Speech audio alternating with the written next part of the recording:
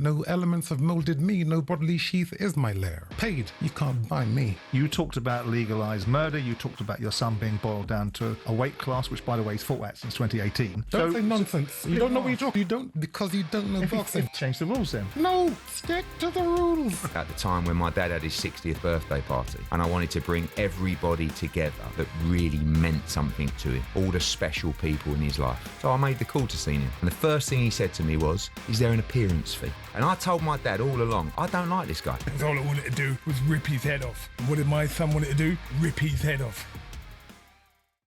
Chris Eubank Sr. is in studio with Simon and myself this lunchtime. Good afternoon to you. Good afternoon. Listen, here's the thing. Good news all round, because Chris Jr. has announced that he's going to be the father of twins. Grandpa. Extraordinary. Congratulations. Thank you. Yes, very good. Good news again, is it? Yes, it is indeed. So you're with us now, and we have half an hour in your company, and I'm thrilled about that. Chris Eubank Jr. goes in against Conor again on Saturday night. I'm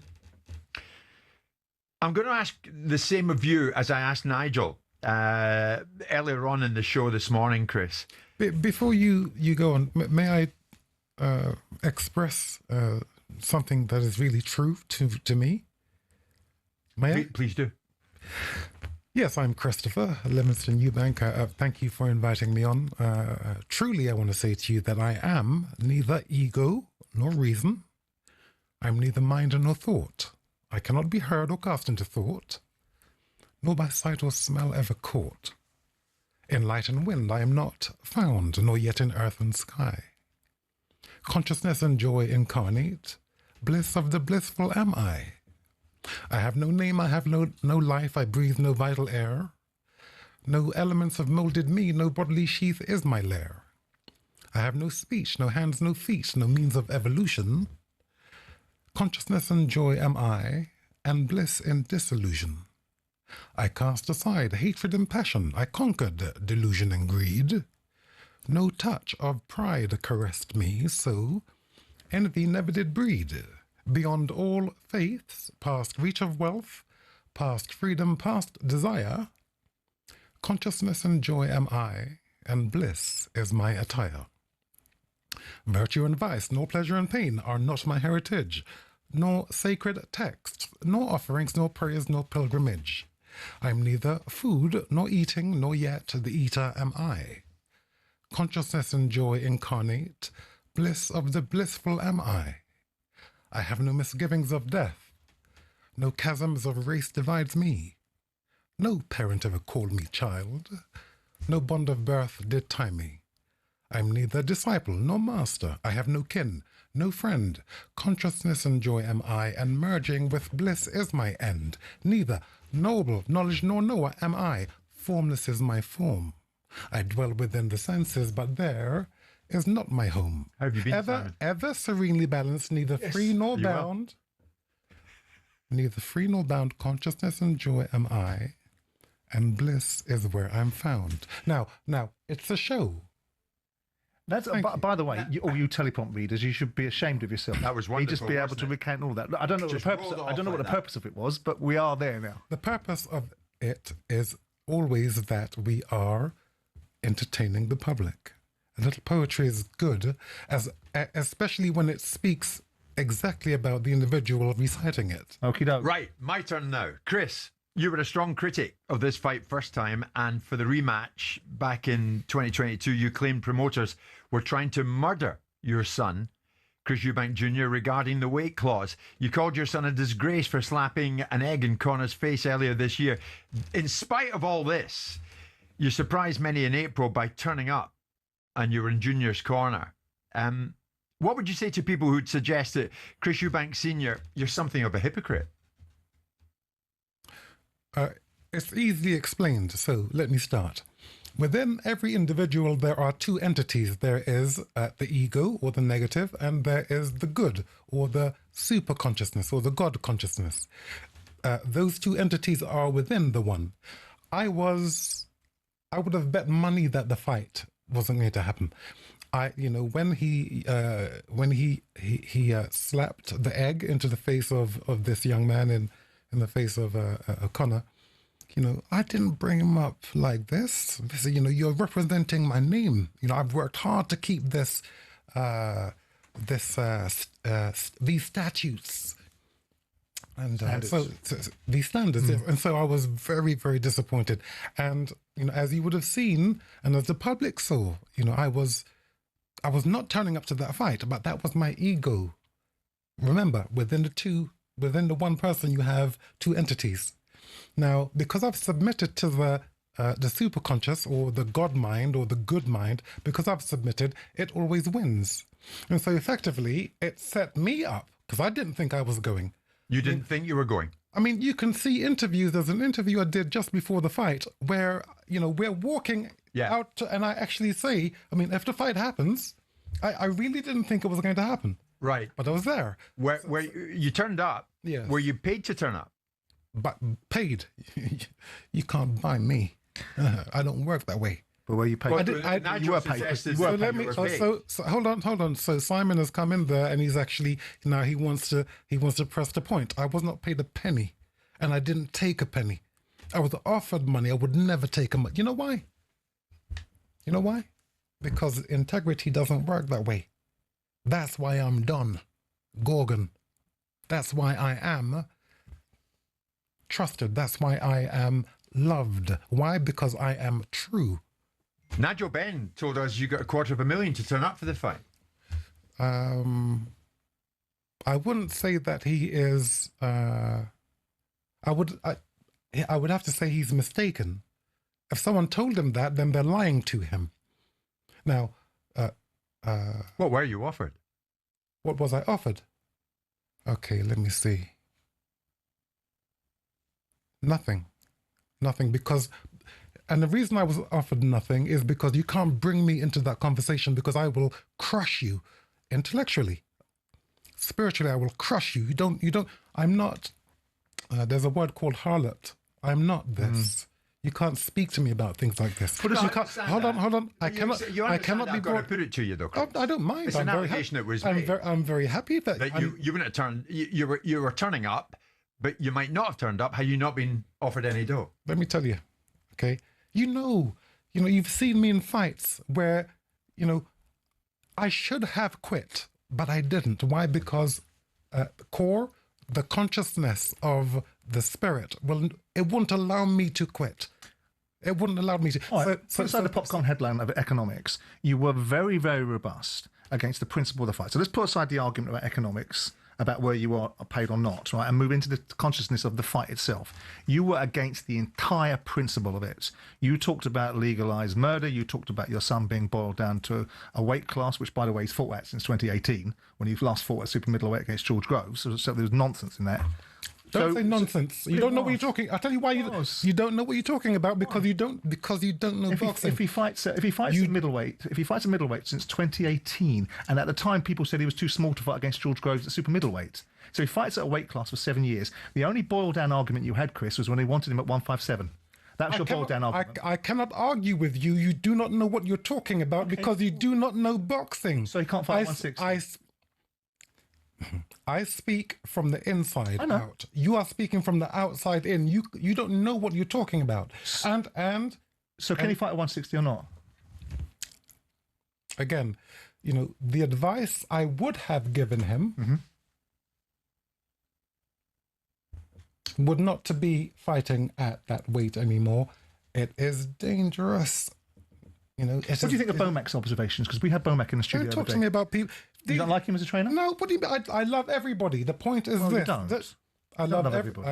I do love everybody. Okay, the point is this. Do not. Well, even the people that were going to murder your son, according to you. And I have to love them. Or why? To redeem their souls. Yes. They'll come. They'll come around. They will come around. Right. So let me ask you a question about the health and wealth side of things. Why is this constant argument about Chris, your son's weight clause and the dehydration issues when he's choosing that? He's choosing to put wealth over his own health in terms of the £1 million clause that he could easily waive, rehydrate. Yes. and yet plays on that all the time, and you appear to be playing on it as well. Why are we being asked? I appear to be playing on what? Well, the idea that he's being put in a situation, in the most recent state that you said, that no one's paying attention to what's happening here. Yeah, that's no one's right. paying attention to what's going on here. But you're running. Your son is running towards it. Yeah, but he's running towards that fire. Okay, and he won't listen. He won't listen to the advice I would give him. Right. Well, don't say that I'm a part of that or this. I'm not. Well, no, you're part of the narrative that's suggesting that it's somehow a problem, given the fact that your son's got a free mind. He's conscious of his own well-being, and he's running towards it. But I've talked to you about you being the journalist that you are. You have told me that, yeah. Okay, hold on. Let me just make the point. Yep. Okay, if you hold the people who have jobs to keep us safe to account, hold them to account. Through choice, your son's choice. No, but you're saying are you saying that my son has a choice? That actually there isn't any choice. He shouldn't be fighting at the weight because it's against the rules. What rules? The rules of weight. He's a 160 fighter, has been for 7 years. And Conor Benn isn't. He's a 147 pumped up welterweight. What's it got to do with the price of cheese? What it has to do with the price of cheese is the fact that he is 147. He isn't 160. Well, we're not talking about Conor. We're talking about Chris. But you're the one that's saying boiling Chris down's the problem. Now you're being hypocritical. No, I'm not. I'm asking you to account for what you've said. What I'm accounting for is the fact that the weights are wrong. If one is at 147 and one is at 160... You went up weight classes. Again, this is not the point. You know what? I should have been protected. I went up... From yourself? Yes, right. We're fighters. Right. So are you saying you should be outlawed by the industry? Is that what you're saying? Yeah, that's what you're saying. No, that's the rules of this. No weight class moves. That's right. So when Roy Jones went up all the weight classes and was a champion in each one of them, yes. When you've got other fighters that have done it and been elite in these weight classes, are you arguing against that? I'm not arguing against it. I'm telling you it's against the rules.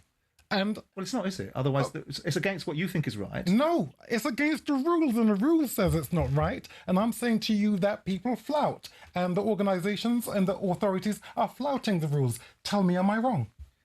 Well, if the rules, the principles of it, the moral argument, the moral argument, or the literal argument. What you're saying to me is that, Chris Eubank can do that. But yes, he can. Manny Pacquiao can do it. Look at them all. They've all done it. But that is against the rules. It's not, though, is it? Otherwise, they wouldn't be able to do it. No, it's not. It's against the principles of what you... That's where your job would come in. Hold them to account. Hold these guys to account. That's a different discussion. It's not a different discussion. It is not. Change the rules, then. No, stick to the rules. We're going around in circles with this. No, we're not going around in circles. If you are a strong operator, more so than you know. Okay, you know what I'm saying is right. In point, I do, yeah. To some point, I do, yeah. To some extent. Hold these guys to account. Hold the authorities to the account. The boxing board hold them to account. I am not wrong because I'm standing on the rules. Right. You're saying to me that Junior, he's he's 36 years old. He's his own man. Yes, and so he can do it. But he's flouting the rules, and the authorities are allowing him. You're saying they're allowing them. Right, okay. Chris, I want to put this to you. You said after the fight at the Tottenham Hotspur Stadium, this is what you said. I saw a person who was my son between life and death in the back of an ambulance. When he got to the hospital, they were able to give him morphine and stabilise him. But Junior was touch and go because of dehydration. The promoter, Eddie Hearn, is openly trying to damage my son, and the public watch this, and still no one says anything. They are silent. It's sad people are blind to it, and now my son is in the same position again. He's walking into a trap, and there's nothing I can do to stop him. This is what Nigel Benn said about that. His son, first of all, his son's over 21. He's a big man. He don't need his dad. Yeah, he can decide for himself. I agree. And he's the choice to do that. So everything falls at his door. Yeah. Don't fall at anybody else's door. He has the opportunity to say, you know what, I don't want this fight unless we change it. But no, he stood by that and said, you know what, I'm happy. That was him. I'm with him, mate. So I can't say, it's all down to Chris Jr. Not his dad, because the dad always saying everyone wants to hurt his son. No, speak with your son, because everything about them too, I'm sorry, it's just full of negativity. You had the opportunity to choose it from the beginning. He's right, isn't he? Is he right in that you spread a lot of negativity about this fight? Negativity. If sticking to the rules is negative, then yes, I did. I spoke a lot of negativity because I'm a man, I stand on the rules. And as long as there are rules, then that's where you're going to see my face, and that's where I'm going to stand, and no one's going to move my view. No one. And your view is the promoter Eddie Hearn I did not. trying to I've never damage mentioned my this. son. I've never mentioned this person's name. I've never mentioned his name. Now, Do you concur with your son? do you accept what I've just said to you? Because Yeah, I do.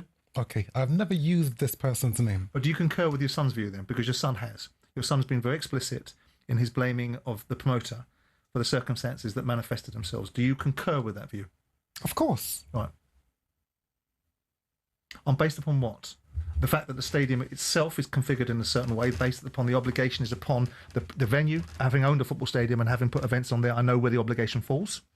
So why would you make the case and the argument, given you concur with your son, that somehow the promoter conspired to damage your son's health? The fight that was to happen the first time. Mm-hmm. I think it was October the 8th. Yeah. 2023? 22, I think. Okay, well, whatever it was, okay. Here's the point. At a different weight, by the way. 157. 157. Which you didn't like, and that was a boil down mentality. And I agree with you. No, but hold on. Here's the thing. It came back around to say, the promoter said, we did not say this. He accepted the 157. He accepted that he would boil himself down to 157. Now, the promoter is a man, and he has children.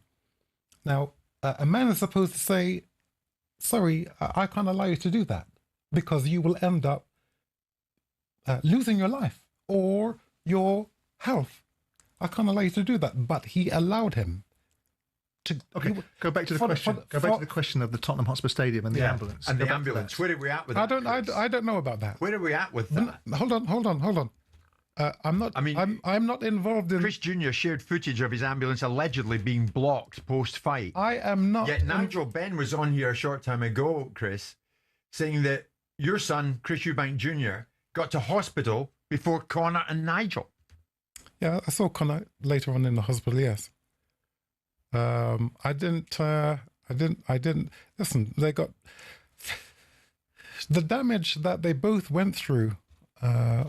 Again, what you don't see from my side being on the inside is that the damage of that fight, what it did to the two of them, it shows up with Junior in 3 to 4 years. Indeed. No doubt. But no one cares about that. No one cares about that. And all these things I keep on saying about the weight, you're not going to prove me wrong. I've seen this. I've been through this. I've lived through this. And that's one of the questions I think is right to pose, the empirical data surrounding fighters coming down to weight classes and going up to weight classes and what happens at later life. That sort of report does need to be produced, and it does need to be shown. And that's the Boxing Board of Control's responsibility, so I agree with you. Hold them to it. I agree with you. I agree with you. Mr. Jordan, they are not going to abide by any rules unless people like you, journalists, hold them to account. Shame these people, get them out of their positions because they are dangerous to the fighters. I understand your point. Chris, let me ask you, as a former fighter and a wonderful one at that, what did you make of the first fight? What did you make of Chris's performance? The fact that he won it? What did you make of Conor's performance?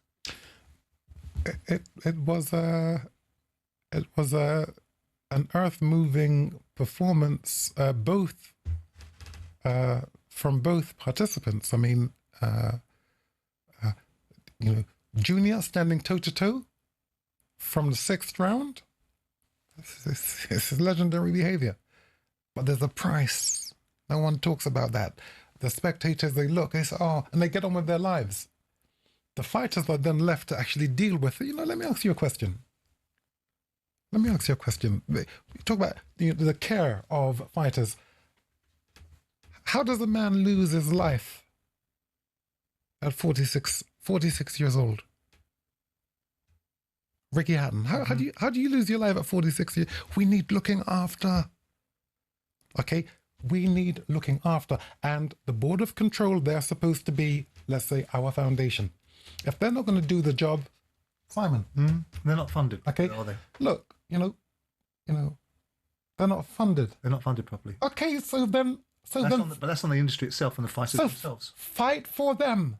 Fight for them. You ask people like Paul Smith, who set up a union, and other people like Barry McGuigan that set up funds that the fighters want to contribute, and they don't want to contribute. They don't want to pay towards it. Oh, okay, the fighters don't. Yeah. Okay, so then get the public. What I'm saying to you is this: help the situation. Otherwise, people. I don't disagree with you. People like me can say, then what are you doing in boxing? Why are you talking about boxing? Why do you have this position in boxing? You didn't fight. No, true. It's like having an opinion on politics. You weren't a politician, but I've heard you talk about things in society. Just because you haven't done something doesn't mean you can't talk about it, right? What do you mean politics? We all talk about life. I've heard you talk about things in life. I talk about truth. You talk about your version. What politicians? My version of it. Your opinion on it. No, don't take it off subject. Chris. What you're saying? Take it off subject. Hold on. You can't say to somebody because they haven't done something they're allowed to have an opinion on it. Because ultimately, that's the weakest argument. I don't know what you know. Correct. But I should also be challenging the orthodoxy by pushing back, which is what he does, which is what I do. Whether you like it or agree with it, no one can do what you've done or be what you've been because we haven't done it. But it doesn't mean that you're that weak-minded that you'll turn around to me and say, because you haven't done something, you can't talk about it. You're better than that. I'm telling you, I'm better than that. I'm saying to you, you have a position that perhaps you shouldn't have. Agreed. I agree with that. I didn't finish. I know what you're going to say, but you have a position that perhaps you shouldn't have. But in the position, use it. Earn the position. Earn the right to actually speak on our behalf. Chris Jr. and Conor Benn will be in the ring at the Tottenham Hotspur Stadium again on Saturday night, and both want to be there, don't they? Money. Yes. They both accept the risk, though, don't they? You accept the risk, and then you earn the millions that go with it. Listen to the narrative. Listen to the narrative. Am I right? Listen to the narrative. They are both there. They are taking the risks. The rules are supposed to protect themselves from themselves. But why didn't those same rules apply to you when you stepped up to fight Carl Thompson? They should have, but then the promoters, you see, they have a position where... Whoever told you what to do? Pardon? Whoever told you what to do? There were... Again, okay, so understand. No, this is very... Okay, I've listened to the point. Okay. I went up to cruiserweight. The board of control should have stopped me. There is no way I would have refused that fight. I needed to be protected from myself. Fighters need to be protected from themselves. If you say to a fighter, I get the point you make. I fought. A good point. Listen. Michael Watson and I fought for the super middleweight championship of the world back in 1991. Okay, we both came in. The fight was made at 11 stones 10. When they said the fight is made at 11:10, not 12 stones, privately, I as a fighter, I say, I don't care what weight. I do, yeah. I don't care what weight. We need to be looked after, and if we're not looked after, we will actually take the law in our own hands. That we shouldn't take. And in so doing, we are putting our lives in danger. Yeah. If you don't protect us, I take your point. us. I take your point. Thank you very much. Chris Eubank is going to be on Top Boxing with Simon. You can see it at 8 o'clock tonight, the whole thing. Chris Eubank Sr. One final point from me to you. Irrespective of what we're going to see again in the ring on Saturday night, Chris, you're going to be there again. Let me tell you this. Love. This is how you win. If I speak in the tongues of men, and of angels, but I have not love, I would be but a resounding gong or a clanging cymbal. If I have the gift of prophecy... No more poetry, please, Chris. This is not poetry. Okay. And if you interrupt me, you're going to actually make it extend. So I'll start again. We're at 1 o'clock. You've got 30 seconds, Chris. 50 seconds. Yeah. 30. I'm dealing with love. That's why I've won. That's why I'm winning. Okay? Why? Because love is patient. Love is kind. It doesn't envy. It doesn't boast. It isn't proud. It isn't rude. It isn't self-seeking. It isn't easily angered. And it keeps no record of wrongs. It certainly is not condescending. And it's all around us. And I've always been in love. Is that a yes? You'll be there on Saturday. Oh, yes, of course. There you go. That's all we needed. Okay. It hasn't gone unnoticed, boys, that you two have become the best of pals. There is Terry, a big boxing fan. Best of chums, loving this lunchtime loving, as Terry calls it. Lunch, actually. Round the corner. We're going to go for a nice lunch after. Oh, how lovely. Yeah. That's nice, Eddie. It's nice to hear. I think Simon should replace me at the press conference tonight. I'd like that. That might wrong foot Chris Eubank Jr. wouldn't it? The fathers, Eddie, are a huge dynamic to this. And as we saw, and I was there, the roof came off when Chris Eubank Sr. came out of that car. That was a moment and a half. But considering his previous criticism of believing promoters like yourself were trying to murder his son, were you surprised that he did attend it? And will he attend it again this weekend? No, because he loves a pound note. And like, I'm not, I mean, the reality is everybody with half a brain knew what went on. But I'm glad he was there. And I think he should have been there. I'm sure he'll attend on Saturday. I'm not sure if he's attended any training camps or any family dinners, or I don't know. In the meantime, maybe he hasn't seen him since the fight. But he's doing the media rounds in a fight that he's absolutely disgusted with, apparently. And I hope... Why? Because he's not involved. But you have to remember what has happened here during this process. Chris Eubank Jr. did what I actually thought he would never do, which was turn around during his career and go, do you know what? I'm not actually that happy with the decisions that are being made and that my voice is being heard, and I'm going to start to control my own career now. And that was why the fallout happened. I think what he did was quite admirable, and I think the dad should have said, you know what, son? All right, I'll take it on the chin. You go and do your thing. I'm your dad, blah, blah, blah. Then that's where the disconnect happened. I don't think there's any dispute in that. I think Chris Eubank Sr. will say exactly the same thing in his own way. But he'll say that was indeterminable ingratitude, and every opportunity that's been afforded his son has been afforded by him, and every piece of advice he's given him have got him to where he is. The press conference that he does now is because the apple doesn't fall far from the tree. The opportunities he's had in the ring to be able to achieve the returns he's got has been as a result of him. Yeah. And so you'll never shift Eubank Sr. off that, but he won't dispute that version of events. He'll say exactly that, that ultimately this kid should be doing what I tell him to do because I'm his old man. And that's wrong as far as I'm concerned. Because a lot of the advice that he gave him, because everything's centred around him anyway. Don't forget, I worked with Chris Eubank Jr. I was at the press conferences that we had with him. It was the Chris Eubank Sr. show. Oh, and guess what? My son's fighting. And Junior wanted to come out of those shadows, and I think he was right to do it. Right. And by the way, what he's done and the money that he's made and the moves that he's made have actually proved he was right to do it. Yeah. Right? Because now, listen, Chris Eubank Sr. would have made the Conor Benn fight in an absolute heartbeat. What, my son fighting at his championship weight against a guy 2 divisions below him for a record purse twice?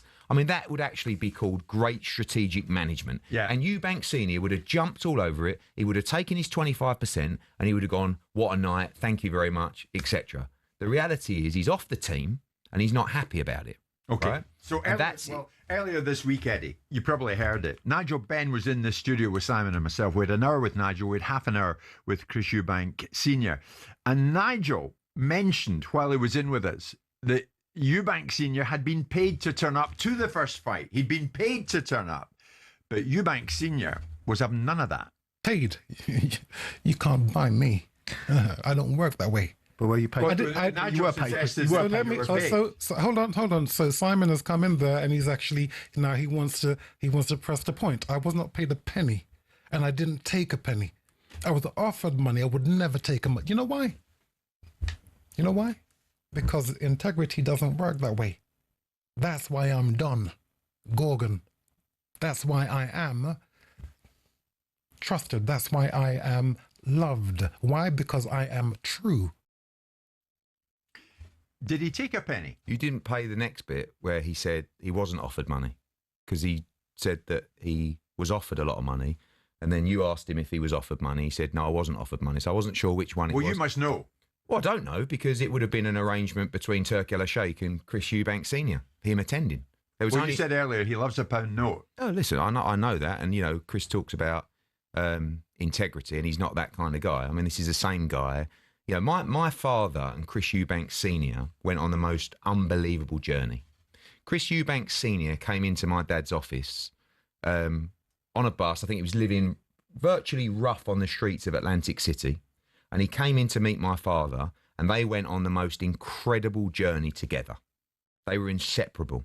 Both men actually said in interviews, I would take a bullet for this man. My dad made Chris Eubank a load of money. Eubank was a huge part of Matchroom's growth during that period as well. My dad was best man at his wedding. They were inseparable. I said this in the break. I wasn't actually going to say it, but I really couldn't care less, because I think I'm listening to that drivel. And I just think about the time when my dad had his 60th birthday party, and I wanted to bring everybody together that really meant something to him, all the special people in his life. So I made the call to Senior. And the first thing he said to me was, is there an appearance fee? And I actually could not believe what I heard. And I will never, ever forget him saying those words. And when I said no, he said, will you pay for my driver instead? And I did pay for the driver. And I gave him 300 quid outside the gates of Maskell's for his driver to drive him from Brighton. And I thought, I'll never forget that. I will never, ever forget. And I don't like the guy. And I told my dad all along, I don't like this guy. And my dad has always said to me, he's my man, Eubank. No, I won't have a bad word said about Eubank. Even when I told my dad, he asked for an appearance fee to come. So you still don't like him? I don't like him, because I listen to those interviews, and I think sometimes it borders along, of a sort of narcissistical delusion and then just pure lies. And actually, Simon called him out. Frotch and Groves did a great job with him this week of calling him out when he talked about, and what he's saying about me, I just can't believe his feeling of like, it's like this pure hatred. And we've never really got on. But like when he talks about it breaking the rules, it's, this is awful, it's like, what are you talking about? No, it was only Simon who said, hang on, your son's fighting at his natural weight.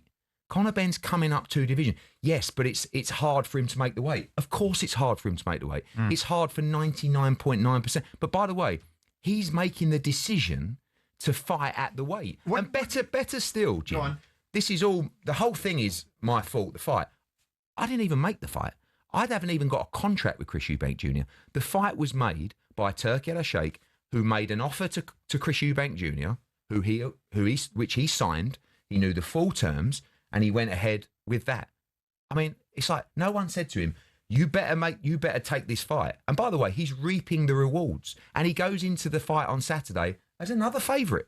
How do you feel when you read the Times this week and Eubank Sr. says, the promoter, Eddie Hearn, is openly trying to damage my son, and the public watch this and still no one says anything? Because, how can you, if you've got half a brain cell, it's the most bizarre comments you could actually even hear. But you need him. But you need him in and around it, all the promotion of it. It's good for numbers. It's fabulous, isn't it? Did we need him to make the fight? No. Should he be there? Absolutely.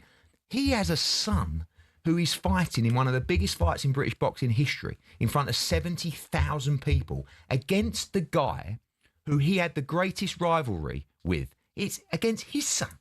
How can you not be there? And it took it to the death last time and someone's intervention to actually get him to be there. And like, I listen to what he's saying and I just think, most of it, complete waffle. He comes in, he does a 4-minute poem, and then you're so confused by the whole thing. But what I won't, when you're saying that I'm trying to damage his son, I didn't even make the offer to your son. I've just got Conor Benn. We received an offer from Turki Al-Sheikh. Our answer was, thank you very much for the opportunity. One of the greats of British boxing, a former 2-weight world champion and father of Conor Benn, Nigel Benn, joins us live in studio. Nigel, good morning. How are you? Great. I love the way you just bounced into studio here. Good morning, everybody. You were I hear out there you were shaking everybody by the hand. Yeah, no problem. You're saying hello.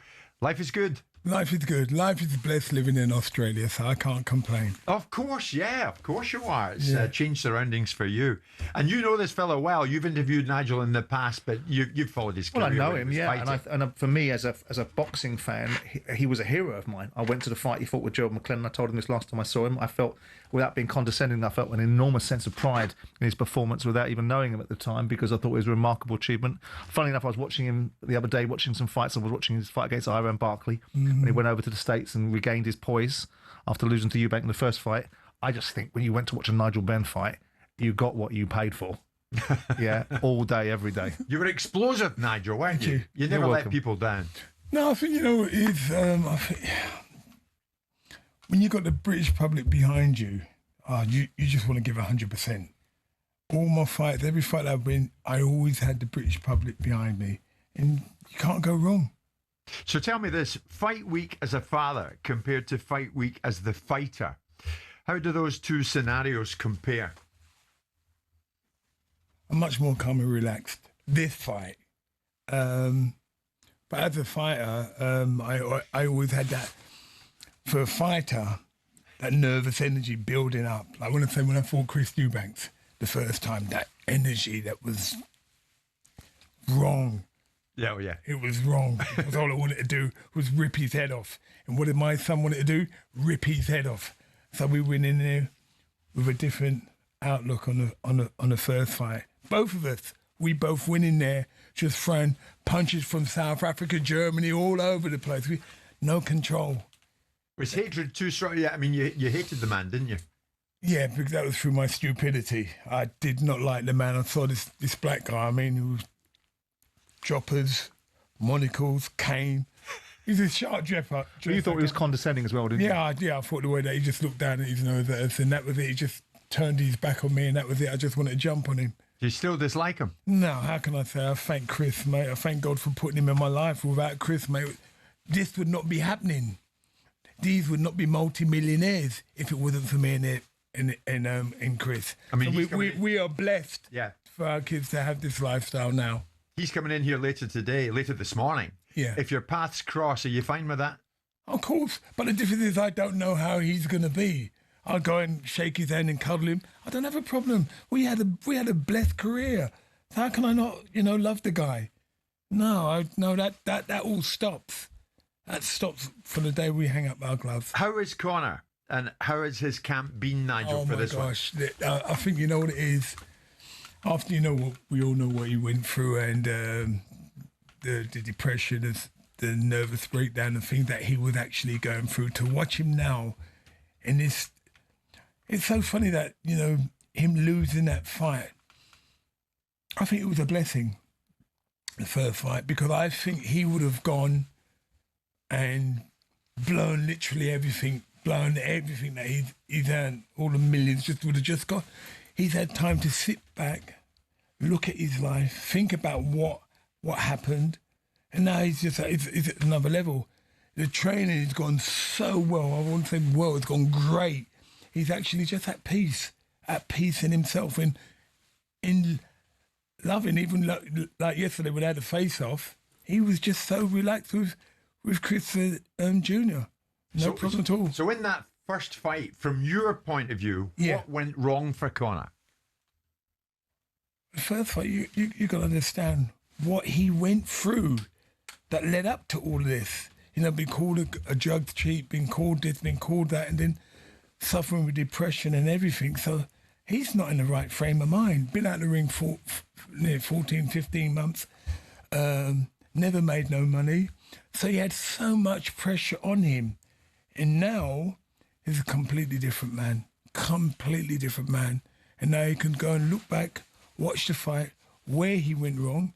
But most importantly, what I love about him, he's just relaxed in himself. And in that the love that he's actually showing Chris, even though with the smash his face in, it's just like he's completely different. And I love the position that he's in, watching him train, watching him spar.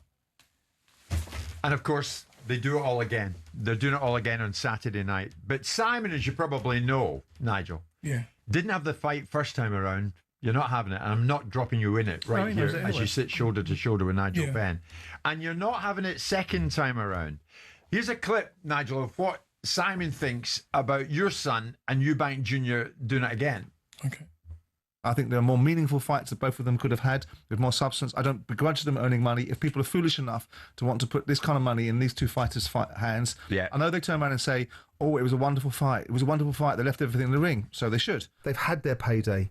The level of remuneration for this fight was absurdly big for the level of fight that we're talking about. Yeah. And marketing promotion, outstanding. Everyone's made their money. I don't like it. Fair play to the boys. We reward mediocrity. People get paid for mediocrity. Here's a big bag of money for mediocrity. And I maintain that view. And people but the thing was, it was anything but mediocre. But you weren't to know that before it. Well, it wasn't, from a boxing point of view, what it was a bar fight. Mate, and if you like bar fights, that's fantastic. What it was theatre. This is a narrative that's being peddled out around this fight because the only narrative they've got left is unfinished business. And the only unfinished business they've got left is the fact they want to rinse some more money out of everyone's pocket that wants to watch the same thing again. I watched you there, Nigel. You did not take your eyes off that screen, watching and listening to Simon and what Simon said. You stand. This is a silly question. You stand by every word you've said there, Simon. Yeah, and I stand by it. And I said it to him previously about what I thought Conor should do post certain circumstances, which we know which we're talking about, which is the failed drugs test, and what I felt he should do to redeem himself and to build on his career and win a world title, because I thought he could win a world title at 147. I look at him, his father, and I look at Chris Eubank Sr, who's a pest and drives me insane and will drive me insane for an hour and a half when we do this show later on. And I look at their performances and look at their careers, and I think that the two boys are trading off their names. And if that's what we want in society, then fantastic. But I also hear his argument, which is that their careers have blessed their sons. So I hear both sides of it. I'm allowed not to be involved in this. Of course you are. We heard Simon there say, we reward mediocrity. Yeah. I disagree. Is this another mediocre fight? It's not a mediocre fight. With the first fight, if you watch Conor and Chris threw more punches than Canelo and the other guy, all in 3 fights. Crawford. Not Crawford. The other fight. William Skell. Yeah, that William Skull and all the guys all of them, Haney, all of them. Chris and Conor threw more punches than in 3 fights. So. And everyone, you know what it was, regardless of what me and Simon say, people came out to see, and you know what, they were saying that was the best fight, regardless if he called it mediocre. That's his opinion. Yeah. I'm not gonna you know, I have my belief that Conor fought the wrong fight, and it was like a bar fight with no boxing skill. But I know for a fact this fight you're gonna see the best Conor. I know you want me to start. I'm like, we were having No. Nigel, not going to happen. I was going to happen. And I've said to Simon, I found it absolutely edge of seat stuff. 100%. It was 100%. incredible. Yeah. Do you think critics of it, like observers like Simon, he hasn't been one round? Yeah. Typical him. He won't be one round. He can go one round with me any day he wants. Oh, one round. I would love that. He can go one round. Or not even one round, 30 seconds if he wants. But being one round, I mean, coming round to the fact, many critics have come round to the fact, no, I was wrong. That was a phenomenal fight. Do you think more and more people got it wrong? Yes. And accept that it was a bar brawl in the first, and it was magnificent, and are banging into the next one on Saturday night. Do you know what? I think that the second fight will be better than the first. I'm telling you, will be better than the first, and I honestly believe it won't go the distance. If Conor got it wrong in the first fight, how does he get it right in this one? By doing what we practice. But you got to understand what he went through. He's taken that all in a ring. So he's not even thinking about boxing. What come out of his mouth, I want to go and take his head off. And all he was doing, like you're saying, Simon, he was throwing big punches all over the place, not thinking, taking his time, bobbing and weaving, hands up, taking a lot of shots. But this time I could see, I know my son. I really know my son. He's so blessed. The training camp has been the best ever. If he sticks to his game plan, it won't go the distance. So, Nigel, we're about to go into a break. Before we do, 1-0 up, Eubank Jr. He's 1 up. Is there still more pressure on Eubank Jr. going into this fight than there is on your boy? I think, you know what, after the fight, when we both ended up in hospital, he was out for 2-3 days, Eubank. Conor, me and him, after the fight, we went down to the cafe and had a coffee. So he was right his rein. He was a bit bruised, but he was ready to rock and roll and to get back in the gym on a Monday. That was Conor.